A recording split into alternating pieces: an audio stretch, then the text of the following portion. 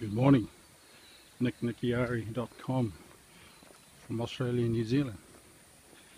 Absolute beginner to entrepreneur through six-figure mentors. Just back on the river, Kitty's Park here. And, I'm just gonna take the seat here and do my video. It's been an unbelievable morning. It's overcast. We've had the cyclone. This is just the remnants of a low pressure in the area, and apparently the cyclone missed us, but apparently there's another one building up. There's another low building up in the out at sea. And come out here, very tranquil morning, and the river's just glassy, very nice, very calm, very quiet here, beautiful. I've got a lot on my mind today. I'm just back out on the river walking around and just thinking, but what I really can't stop thinking about is my night out last night, catching up with my cousin Henry. As I pointed out, Henry was the guy that lit my flame of hope about 7 years ago. Yeah, it's about 7 years ago now. I've always had 5 years in my mind, but it used to be that way. And my way out was to get into property investments. And over the last couple of years, I had that opportunity, but due to my own personal circumstances, it never evolved. But as I pointed out, that kind of lifestyle, traditional lifestyle, is 20 years. 20-year traditional lifestyle, working, saving, investing in a property, and then just 20 years down the line, you've paid it off, and you don't have to, like, you know what it is, you know what I mean. But I was coming to the end of my tether, and so I thought, wow, there's no real hope for me. I'll just have to pass on this the ideal of holding on to a dream and maintaining a dream, to my children. Lo and behold, sitting there with this guy when I first met him. When I say first met him, the last time I saw him was back in the islands. We were just kids. But when I first met him again, he just goes, "It's all right. It's still there. You still got it." Like, wow, really? Because yeah, man, just hold on to it. You still got it.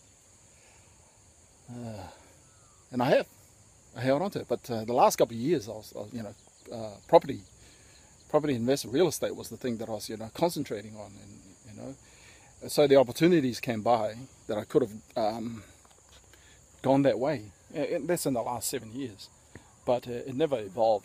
Like I said, personal circumstances, and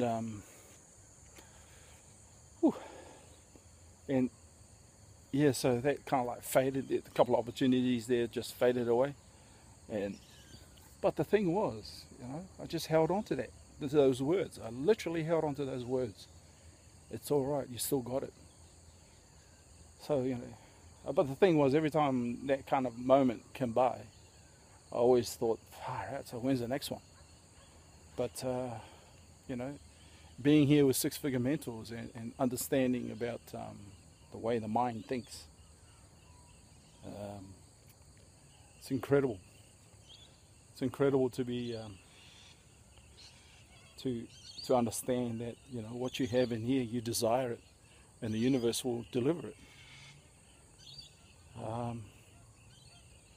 When I got this internet product, which isn't six-figure mentors, it was just a product.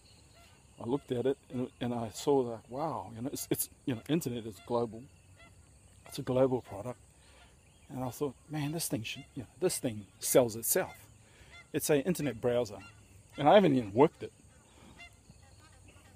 Maybe I can start working that. Anyway, and I thought to myself, God, You know, of all the opportunities I had in the past, cold calling, those sort of tactics, just was annoying. You know, like, I don't want to go through all that again. So, but I had in my mind, you know, it's like, man, this has got to be, you know, being on the internet. This is an opportunity to get on the internet, and you know, I could make something of this, and that's where the Six Figure Mentors advert popped up. You know, it was yeah, somebody put it on this browser, and I logged in, and yeah, the rest is history. Just getting back to Henry. Oh, he's a funny guy. I hang out with him because him and I resonate positivity. You know, it's just great energy being around somebody like him. But I had to look over my video that I did last night, and I was a bit disappointed that I had a bit of a failing moment. You know, because the failing moment was that I didn't let him do a lot of talking. You know, I did all the talking, and that was a great opportunity for me when I talked about interviewing somebody, and it was him. He has a real drony tone, but that tone is quite infectious. Oh, just the way. But the thing is, everything that comes out of his mouth, it's like, yes, you know, you sit there and go, oh, yep, oh, yeah, yep.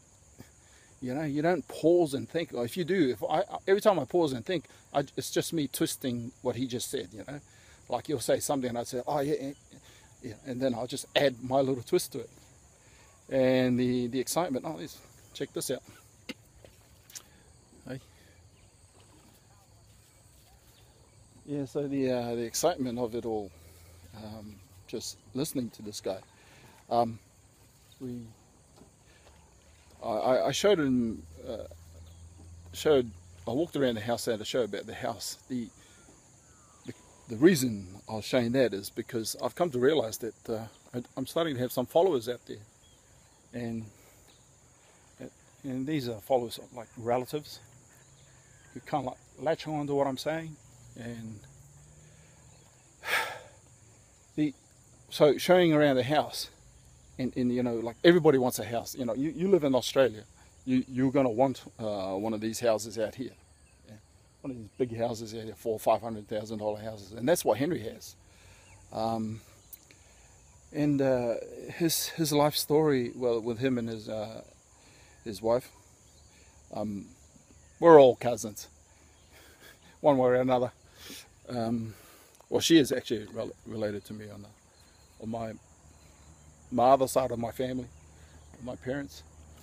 They had taken the step out of the box to separate themselves from our people. Basically, you know, everything about what Jay Kubasek and Stuart Ross have been preaching. You know, get away from these people.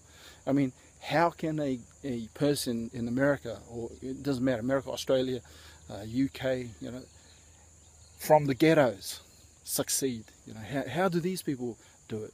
You know, no education, nothing. Well, that's exactly what all the big guys say. They stepped out of the box, and these two guys have done it. Now, in our community, in our village life, I suppose, you know, the village people that we know, these guys are a classic example of that. There's a lot of people out there, you know, who come from families that are well prepared, I suppose. You know, there's some rich families out there like where we come from, and so they already have that in their mind. Whereas this guy here literally started from nothing. He came here with his wife, just a bag of clothes, and then he started thinking that this is what he's going to do. But the thing was, he decided that he wants his own house, and which has taken him into property investment. And within a couple of years, he'd gone that way, and then this is his second house, and now he's dreaming he'll be in another suburb here, which is, you know, like the houses are like spread out from each other. And the thing is, it's the power of his thoughts, you know, the power of everything that we've been taught, which is thinking. You know, the way you think, the way you become. I suppose, you know, because the thing with this is, when I'm always talking about, you know, the way you think, the way you think, the way you think. Well, the thing is, if you desire it, and then you've got to take little steps. Like, for instance, one of the things that I teach a lot of nephews or young fellas that I come across from where I come from, I always tell them, this is the land of opportunity. You're going to see a lot of money. It says, value your money, okay? Because this country, without it, you'll die. You need a roof over your head, and you need to eat.